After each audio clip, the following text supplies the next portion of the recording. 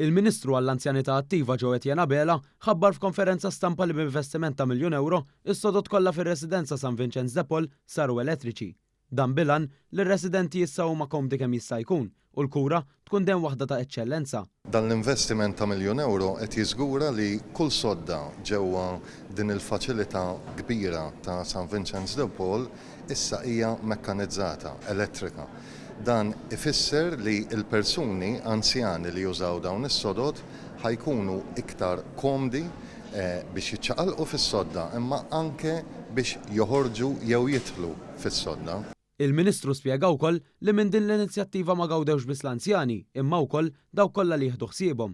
Importanti ħafna wkoll li niftakru li il-persuni l-impjegati tagħna li jieħdu ħsieb lil dawn l-anzjani ħajkollhom kwalità ta' ħajja aħjar għax dawn is-sodod huma iktar faċli biex tgħin lill-persuni. Il-Ministru Abela spjega kif din l-inizjattiva tmur jitfid ma' diversi miżuri mħabbrin fil-baġġett tas-sena d-dieħla u oħrajn li qed jiġu implementati.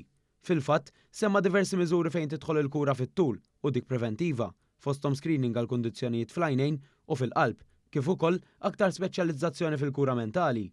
Minn barra dawn semma wkoll numru ta' miżuri li jagħtu sosten lill-anzjani biex dawn jibqgħu jgħixu ħajja ta' dinjità u jkomplu jagħtu kontribut imprezzabbli lis-soċjetà. Fakkar fost l-oħrajn fiż-żieda l-darb'oħra fil-pensjonijiet, l-istabbiltà fil-kontijiet kif ukoll miżuri li jħeġġu aktar anzjani jibqgħu fid-dinja tax-xogħol.